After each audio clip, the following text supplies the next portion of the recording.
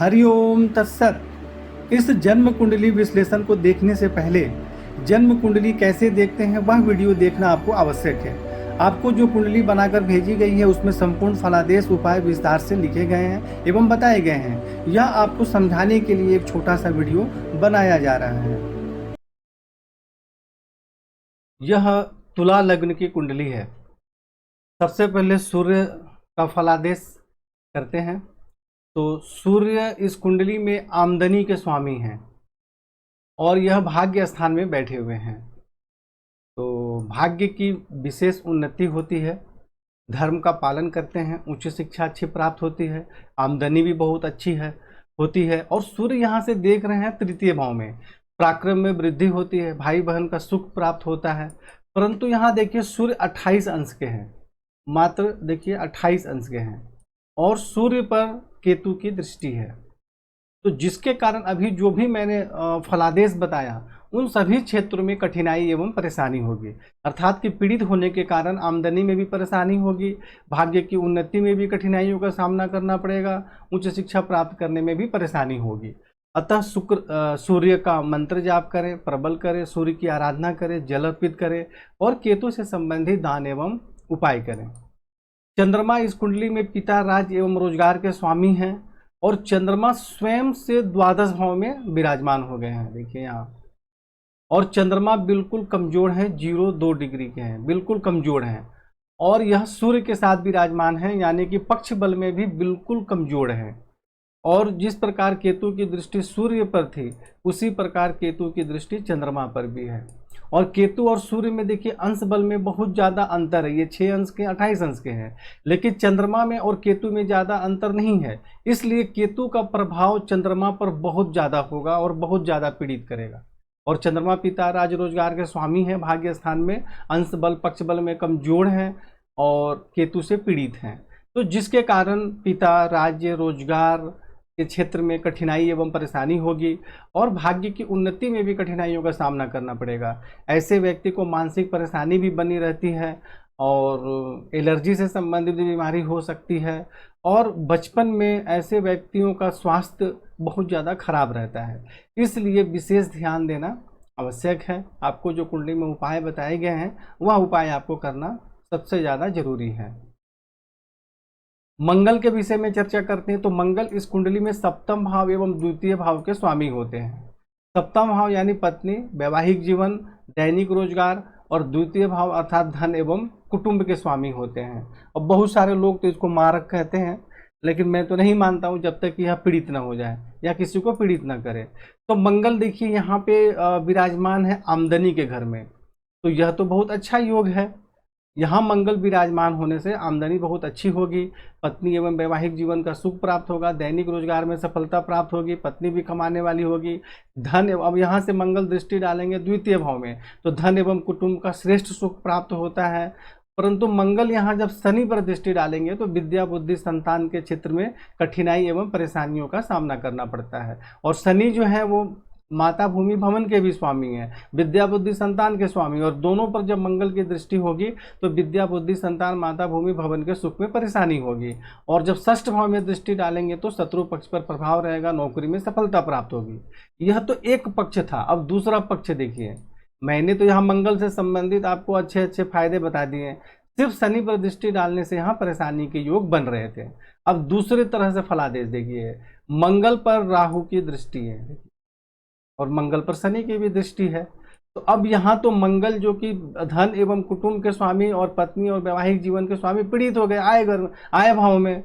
तो वास्तविक फलादेश क्या होगा? वास्तविक फलादेश ये होगा कि आमदनी प्राप्त करने में बहुत ज़्यादा कठिनाइयों का सामना करना पड़ेगा, धन एवं कुटुंब के सुख में भी परेशानी होगी, पत्नी एवं वैवाहिक जीवन के सुख में भी कठिनाई एवं परेशानियों का सामना करना पड़ेगा, पत्नी से मतभेद भी होगा और विवाह में बहुत ज़्यादा विलंब होगा।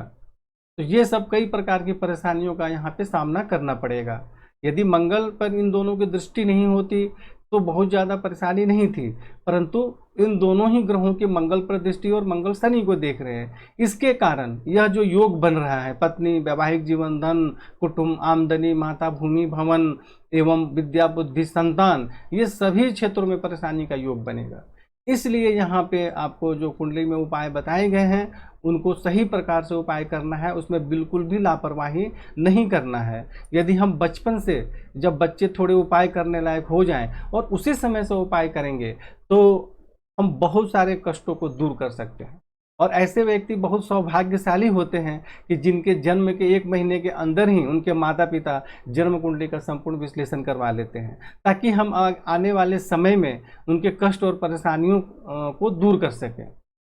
उनको कम, पूर्णतः तो कम नहीं कर सकते, लेकिन 80% तो कम कर ही सकते हैं। तो इस प्रकार आपने देखा कि मंगल शनि राहु के संबंध के कारण किस प्रकार परेशानी के योग बन रहे हैं। यदि हम ऐसे अगर बोलेंगे तो कई आदमी बोलेंगे कि ज्योतिषाचार्य डराते हैं, इसलिए यहाँ पे आपको प्रमाण के साथ सब कुछ दिखाया जा रहा है कि क्यों इस प्रकार मंगल अकेले क्या कर रहे थे और राहु शनि की दृष्टि जब पड़ेगी तो क्या करेंगे। चलिए अब बुध के विषय में चर्चा करते हैं। तो बुध इस कुंडली में देखिए भाग्य भाव के स्वामी है और द्वादश भाव के स्वामी है, त्रिकोण के स्वामी है, इसलिए कारक है, और द्वादश भाव के स्वामी है तो थोड़ी सी अकारक भी माना जाएगा। बुध इस कुंडली में 10वें भाव में 14 अंश के हैं, बिल्कुल मजबूत स्थिति में है। तो ऐसे में क्या होगा, भाग्य की विशेष उन्नति होती है, धर्म का पालन करते हैं, उच्च शिक्षा अच्छी प्राप्त होती है, पिता राज्य रोजगार के क्षेत्र में सुख सम्मान एवं सफलता प्राप्त होती है, और बाहरी स्थानों के संपर्क से भी रोजगार में सफलता प्राप्त होती है। यानी बाहरी स्थानों के किसी कंपनी के साथ मिलकर काम करें तब भी, या आप बाहर भी जाकर काम कर सकते हैं उनके साथ भी, तो भी मतलब बाहरी स्थानों के साथ काम करने में सफलता प्राप्त होगी, वहां से भी भाग्य की उन्नति होगी। बुध यहाँ से चतुर्थ भाव में दृष्टि डालेंगे तो माता भूमि भवन का सुख प्राप्त होता है। तो बुध के लिए आपको कुछ करने की जरूरत नहीं है। जब बुध की दशा है तो कुछ सामान्य उपाय बताए गए हैं वह आप कर सकते हैं। गुरु के विषय में चर्चा करते हैं। तो गुरु इस कुंडली में देखिए प्रबल अकारक होते हैं, रोग एवं शत्रु के स्वामी होते हैं, पराक्रम एवं भाई बहन के स्वामी होते हैं, और सप्तम भाव में विराजमान हो गए, और यह राहु के साथ विराजमान है। देखिए यहाँ चंडाल योग का निर्माण हो रहा है सप्तम भाव में। तो चंडाल योग का निर्माण सप्तम भाव में हो रहा है तो पत्नी एवं वैवाहिक जीवन के सुख में कठिनाई एवं परेशानियों का सामना करना पड़ेगा। पार्टनरशिप में व्यवसाय करेंगे तो भी उसमें परेशानी होगी। और यहाँ से गुरु दृष्टि डालेंगे आय भाव में तो आमदनी के क्षेत्र में सफलता प्राप्त होगी, परंतु राहु से पीड़ित होने के कारण श्रेष्ठ लाभ प्राप्त नहीं हो पाएगी। अकारक है परंतु यहाँ आमदनी के क्षेत्र में सफलता देंगे। लग्न में दृष्टि डालेंगे तो शारीरिक स्वास्थ्य से संबंधित कुछ परेशानी होगी, परंतु सम्मान एवं प्रतिष्ठा भी प्राप्त होगी। परंतु राहु से पीड़ित है तो श्रेष्ठ लाभ प्राप्त नहीं हो पाएगा। और यहाँ से गुरु दृष्टि डालेंगे तृतीय भाव में तो पराक्रम में वृद्धि होगी, भाई बहन का सुख प्राप्त होगा। परंतु राहु के साथ विराजमान होने के कारण जो भी अच्छा बुरा फल दे रहे हैं उनमें और भी ज़्यादा परेशानी होगी। खैर गुरु को तो हमें प्रबल करना नहीं है, परंतु जो राहु के साथ जब गुरु पीड़ित हो रहे हैं तो हमें इनका मंत्र जाप जरूर करना है। इनका रत्न धारण तो नहीं करना है, मंत्र जाप जरूर करना है ताकि गुरु में शुभता आए, और राहु से संबंधित दान एवं उपाय करना है ताकि गुरु से संबंधित हमें श्रेष्ठ लाभ प्राप्त हो सके। और एक बात और, क्योंकि गुरु अकारक है तो मंत्र जाप के साथ साथ इनका दान और उपाय भी करना है जब गुरु की समय आए तब।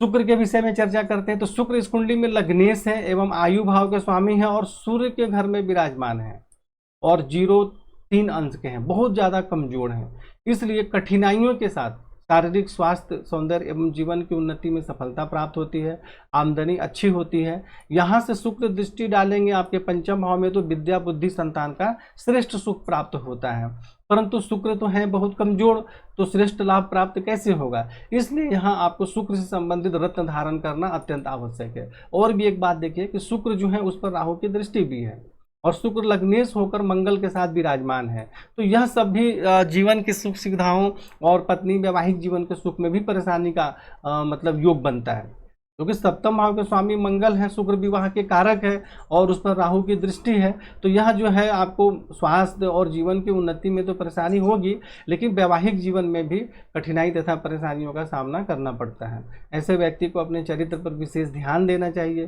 क्योंकि इस प्रकार के योग व्यक्ति को गलत रास्ते पर भी ले जाते हैं। और यहाँ चंद्रमा भी केतु से पीड़ित है, यानी मन भी बस में नहीं रहता है, तो इसलिए इन सब बातों पर ध्यान देना जरूरी है और शुक्र को प्रबल करना जरूरी है। बाकी जो ग्रह हैं उनका उपाय तो अलग अलग बताया जा रहा है उनके फलादेश के अनुसार, परंतु शुक्र को प्रबल करना जरूरी है, यह आप जान लीजिए, सबसे मुख्य बात है। शनि यहाँ देखिए स्व राशि में विराजमान है पंचम भाव में, तो विद्या बुद्धि संतान का श्रेष्ठ सुख प्राप्त होगा, परंतु ऐसा होगा नहीं। क्यों नहीं होगा? क्योंकि शुक्र पर केतु की दृष्टि है, सॉरी, शनि पर केतु की दृष्टि है और मंगल की भी दृष्टि है। यानी शनि जो थे पूरी तरीके से पीड़ित हो गए एकदम, और कहाँ? पंचम भाव में। तो जब मंगल और केतु के द्वारा शनि पीड़ित हो गए तो क्या होगा? माता, भूमि, भवन, घरेलू सुख, विद्या, बुद्धि, संतान के क्षेत्र में कठिनाई एवं परेशानियों का सामना करना पड़ेगा। स्वराशि में है, अब आपको सामान्य तौर से देखने में तो लगेगा अरे वाह, शनि तो इस कुंडली में राजयोग कारक ग्रह है, स्वराशि में बैठे, बहुत अच्छा फल देंगे। लेकिन ऐसा बिल्कुल भी नहीं देंगे, क्योंकि यह केतु और मंगल से पूरी तरीके से पीड़ित है। तो इसलिए यहाँ क्या होगा कि विद्या, बुद्धि, संतान, माता, भूमि, भवन के सुख में कठिनाई एवं परेशानी होगी। सप्तम भाव में दृष्टि डालेंगे तो पत्नी, वैवाहिक जीवन, दैनिक रोजगार, पार्टनर के साथ भी कोई काम करेंगे, उन सभी में परेशानी होगी। विवाह में बहुत ज़्यादा विलंब होता है ऐसे व्यक्ति का, क्योंकि शनि मंगल के घर में भी दृष्टि डाल रहे हैं और मंगल पर भी दृष्टि डाल रहे हैं, और यहाँ सूर्य के घर में और मंगल पर दृष्टि डालेंगे तो धन एवं कुटुंब के सुख में कठिनाई एवं परेशानी भी होगी। आमदनी अच्छे प्रकार से नहीं होगी, इन सब चीज़ों में बहुत परेशानियों का सामना करना पड़ेगा। और शनि यहाँ से देखिए द्वितीय भाव में भी देख रहे हैं, यानी मंगल का ये दोनों घर है। तो शनि क्या कर रहे हैं? मंगल के दोनों घर पे भी देख रहे हैं, मंगल पर भी देख रहे हैं। तो क्या होगा? धन, कुटुंब, पत्नी, वैवाहिक जीवन, आमदनी, इन सभी क्षेत्रों में परेशानी होगा। तो यहाँ पर आप देख लीजिए किस प्रकार सबसे कारक ग्रह भी कितनी सारी परेशानी कर रहा है इस कुंडली में। इसलिए यह भ्रम मत दिमाग में पाल लें कि जो कुंडली में सबसे कारक ग्रह है वह लाभ ही देगा। ज़्यादातर लोगों को मैं देखा हूँ टीवी पर भी और फेसबुक पर भी ऐसा ज्ञान बांटते रहते हैं कि ये तो बहुत कारक है, इसका दान उपाय नहीं करना, और आंख मूंद को उसका रत्न पहन लो, बस हो गया, कारक है, पंचमे से रत्न पहन लो, बस इतना ही जानते हैं, इससे ज़्यादा उनको ज्योतिष आती नहीं है। तो इन सब बातों का ध्यान दें। और यहाँ पे आपको शनि और मंगल दोनों से संबंधित, शनि, मंगल, राहु, केतु सभी से संबंधित दान एवं उपाय लगातार करना पड़ेगा। और आपने बहुत अच्छा फैसला लिया कि बच्चे के जन्म के 1 महीने के अंदर ही आप कुंडली बनवा रहे हैं। तो आप जैसे ही बड़ा बच्चा हो जाए तो आप ये सब उपाय धीरे धीरे उसको सिखाएं, क्योंकि आजकल बहुत ज़्यादा नकारात्मक भी बातें मतलब कि समाज में फैली हुई हैं कि बहुत सारे लोग जो है बताते हैं कि धर्म कुछ नहीं है, भगवान कुछ नहीं है, पूजा पाठ से कुछ नहीं होता, और लड़के बड़े होते हैं तो इन सब चीज़ों को मानते नहीं है, और बाद में जब उनको बहुत ज़्यादा परेशानी होती है तब नाक रगड़ते हैं। तो इसलिए बचपन से ही बच्चों को उपाय करवाना चाहिए। और आप जब बच्चा छोटा है तो आप भी संकल्प लेकर उसके लिए महामृत्युंजय मंत्र का जाप आपको करना चाहिए। देखिए, कुंडली में अच्छे बुरे योग तो भगवान ने बना दिया, परंतु आपके हाथ में है, आप चाहें तो इन कष्टों को बहुत ज़्यादा कम कर सकते हैं। हमारे ऋषियों ने साधना पद्धति और ज्योतिष क्यों बनाया? अगर इससे लाभ ही नहीं होता तो फिर ज्योतिष और साधना करने से कोई मतलब ही नहीं था। लेकिन इससे लाभ होता है और करोड़ों व्यक्तियों को लाभ हुआ है, मुझे भी हुआ है, और जो लोग मुझसे जुड़कर उपाय किए हैं उन्हें भी हुआ है। तो इसीलिए यदि आप उपाय करेंगे तो उपाय करके आप अपने जीवन को परिवर्तन कर सकते हैं, क्योंकि यह कर्म प्रधान दुनिया है। आप कर्म के माध्यम से अपने दुख को दूर कर सकते हैं। लेकिन आप सिर्फ कुंडली लेकर बैठे रहेंगे और सोचेंगे अपने आप ठीक हो जाए, तो फिर ठीक होने वाला नहीं है। तो कुंडली में जो अच्छे बुरे योग हैं उससे आप परेशान न होइए। परेशान तब होंगे जब आपको कोई रास्ता दिखाने वाला व्यक्ति नहीं होगा। आपको सारे उपाय बताए जा रहे हैं, आपको पूरी तरीके से साधना करने की पद्धति भी बताई जा रही है, और हर तरह से आपको हमेशा गाइड किया जा रहा है कि जिससे कि आपको जहाँ भी प्रॉब्लम हो आप तुरंत हमसे फ़ोन करें, बात करें, और मेरे निर्देशन में आप साधना करें। और बच्चों के लिए भी संकल्प लेकर मंत्र जाप करें, और बच्चा जब बड़ा हो जाए, 7-8 साल का हो जाए, तो बोलने लग जाए ठीक से, तो उनको भी मंत्र बोलना तभी से सिखाना चाहिए। तो इस प्रकार आपने देखा कि शनि किस प्रकार से परेशानी कर रहे हैं। मैं इतना ज़्यादा इस कुंडली पर इसलिए बोल रहा हूँ कि एक छोटे बच्चे की कुंडली है, और हम चाह कर अभी से हम इसे चाहे तो इसके जीवन में आने वाले कष्ट और परेशानियों को बहुत ज़्यादा कम कर सकते हैं। और दूसरी बात यह बोलने का कारण यह भी है कि इस कुंडली में इतनी सारी परेशानी जो मैं बता रहा हूँ तो सुनकर आप मानसिक परेशान हो जाएंगे, अरे इतने बच्चे की कुंडली में परेशानी है। तो परेशान नहीं होना है, हमें कर्म करना है, हमें साधना करना है, उपाय करना है, और इसके कष्ट को दूर करना है। राहु के विषय में चर्चा करते हैं। तो राहु इस कुंडली में सप्तम भाव में विराजमान है गुरु के साथ। जैसे मैं गुरु के फलादेश में भी बताया था, वही बात यहाँ पर है कि पत्नी वैवाहिक जीवन के सुख में कठिनाई एवं परेशानी होगी। भाई बहन के स्वामी है तो उनके सुख में भी परेशानी होगी। विवाह में बहुत ज़्यादा विलंब होगा। यहाँ दृष्टि डालेंगे तो धन, कुटुंब, पत्नी, वैवाहिक जीवन, आमदनी, क्योंकि मंगल इन सब के स्वामी हैं, इन सभी क्षेत्रों में परेशानी होगी। लग्न में दृष्टि डालेंगे तो शारीरिक स्वास्थ्य से संबंधित कुछ परेशानी होगी, लेकिन ऐसे व्यक्ति बहुत हिम्मती और संघर्षशील होते हैं, जीवन में आगे बढ़ने के लिए हर प्रकार के कर्म करते हैं, ये एकदम जीतना चाहते हैं। ऐसे व्यक्ति बिल्कुल भी किसी के अंडर में दब के नहीं रहना चाहते, जीवन में हार नहीं मानना चाहते, जो सोच लेंगे उसे प्राप्त करना भी चाहते हैं। तो ये भी एक अच्छा योग है। प्रत्येक कुंडली के अच्छे बुरे दोनों ही योग होते हैं। और यहाँ से राहु तृतीय भाव में दृष्टि डालेंगे तो पराक्रम में तो वृद्धि होगी, परंतु भाई बहन के सुख में कठिनाई एवं परेशानी होगी। केतु यहाँ लग्न में विराजमान है तो जिसके कारण भी स्वास्थ्य से संबंधित कुछ परेशानी होगी। ऐसे व्यक्ति का स्वभाव उग्र होता है और कुछ मानसिक परेशानी भी होती है, लेकिन ऐसे व्यक्ति भी हिम्मत जीवन में जल्दी नहीं हारते हैं, निडर होते हैं। और यहाँ से केतु जब शनि पे दृष्टि डालेंगे तो माता, भूमि, भवन, विद्या, बुद्धि, संतान के क्षेत्र में परेशानी होगी। सप्तम भाव में दृष्टि डालेंगे तो पत्नी एवं वैवाहिक जीवन के सुख में कठिनाई एवं परेशानी होगी। और ऐसे व्यक्ति को मूत्रेंद्रिय, यूरिन से संबंधित भी बीमारी होने की बहुत ज़्यादा संभावना रहती है। तो इन सब बातों पर ध्यान दें। यदि इस प्रकार के कोई भी लक्षण दिखे तो तुरंत अच्छे योग्य डॉक्टर से इलाज करवाएं। और पार्टनरशिप से भी अच्छा नहीं रहेगा, और पत्नी, वैवाहिक जीवन, दैनिक रोजगार में तो परेशानी होगी। और यहाँ जब सूर्य और चंद्रमा पर दृष्टि डालेंगे तो भाग्य की उन्नति में कठिनाइयों का सामना करना पड़ेगा, और रोजगार, आमदनी, पिता, इन सभी के क्षेत्र में कठिनाई एवं परेशानी होगी। तो इसलिए केतु से संबंधित दान एवं उपाय करना जरूरी है। एक बात आप समझ लीजिए कि इस कुंडली में केतु, राहु, शनि का रत्न गलती से भी धारण नहीं करना है। इनसे संबंधित आपको दान एवं उपाय करने हैं, और आपको जो बताए गए हैं उपाय कुंडली में वो तो करना ही है। और इस प्रकार आप उपाय करें। और मैं ईश्वर से कामना करता हूँ, प्रार्थना करता हूँ कि इस बच्चे के जीवन में जो भी नकारात्मक चीज़ें हैं वह दूर हो जाए और अच्छा जीवन जी सके और जीवन में आगे बढ़ सके। हरि ओम तत्सत।